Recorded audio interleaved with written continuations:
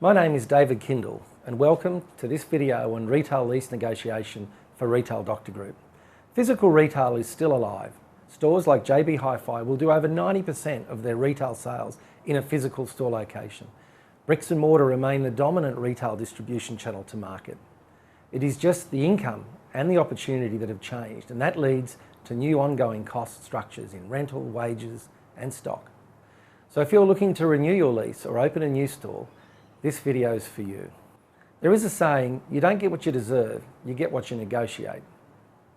And I've learned this after negotiating over 650 retail leases and renewals over 20 years at fashion retailer Noni B. I know a lot of retailers always complain about major landlords like Westfield, but I can tell you that they were our most profitable landlord, and our relationship was built on mutual respect and tough negotiations. We knew what centres to trade in and which to avoid. This video is the first part of the series, what to do before you even start negotiating. Any successful negotiation, 90% of the work is done before you even speak to the landlord or centre owner. You should always ask yourself these questions. Why do I even want to be in the centre or location in the first place?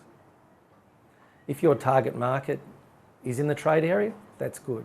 You can research this using many different free and easily accessible websites, and you can always ask the leasing executive for trade area and customer demographics. Does the shop location on the street or within the centre give you access to those customers? Are you close to a supermarket, close to a department store? Do you want to be close to similar shops that attract your customers? Can you afford the new store? Consider it as another mouth to feed. You get the extra sales, but that comes with wages, rent, and the biggest cost of all, stock requirements. This is important when moving into new states and markets. Do you have the management depth to control and manage the new stores? What is the revenue and profit opportunity at the centre? Ask the leasing executive for some numbers early on. What is the dollar per square metre of your trading category? For example, women's fashion average dollar per square metre may be $5,000. So then in a 100 square metre store, I do $500,000 a year in sales. But perhaps in year one, a little bit less, as I'm against very entrenched local traders. Never assume you're going to be the star in year one. Next, you understand the cost inputs into a store. Look at rent, wages, and other running costs such as IT and technology, and work out what you can afford. If you have a great year one, you keep the profit, not the landlord. Understand the store contribution model and add the new store into your cash flow. If you don't have a cash flow model or a store contribution model, make one. Find someone that can help you. Understand the capital costs required to build a shop. Sometimes the landlord will give you a capital contribution, but nothing comes for free. They do the math and charge a higher ongoing rent to offset the big capital contribution. Don't get tricked by these extra offers. You spend the contribution in year one, but the high rent lasts for many years. What information is available to help this decision? Well, go to the centre and ask around.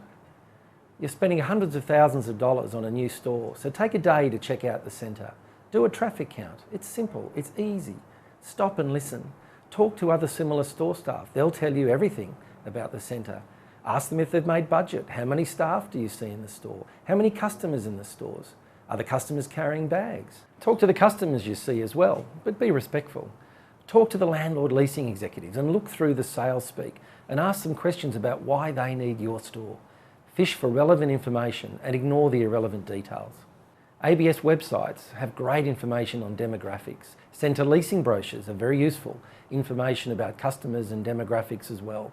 And they've all been checked by the landlord legal teams for accuracy. Once you have determined the revenue opportunity, costs like rent can be determined.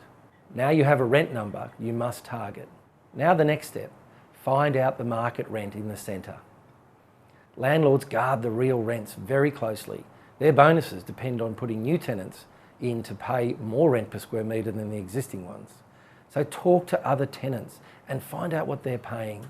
Ask them about their rent, how their sales are. Use dollar per square metre rates and other universal metrics that retailers use, such as MATs. No existing tenant wants a new store to come in the centre and pay higher rent than them. If that happens, on lease renewal, the landlord says to them, well, the new tenant paid the higher rent, so you should too. No existing tenant wants that, and they'll share information with you. It is in every retail interest to keep rental low. They may not tell you directly and exactly because of confidentiality clauses, but they will drop hints. So write them down and learn from them. Listen.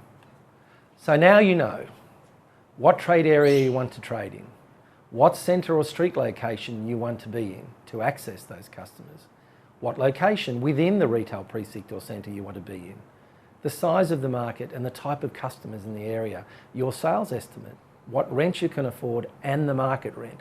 With all this information in your possession, ask yourself if you're feeling more confident in the discussion with the landlord's leasing executive.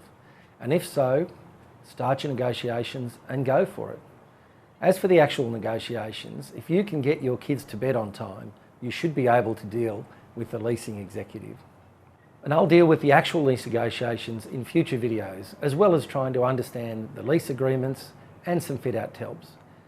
And if you need help, find someone to guide you through what is a huge decision. It's a decision that needs hundreds of thousands of dollars of your hard-earned cash. So a small investment early on to help you make the best decision possible is very sensible. Retail Doctor Group has helped many clients over the years make the right critical decisions on store networks and physical locations. My name's David Kindl for Retail Doctor Group. Thanks for your time.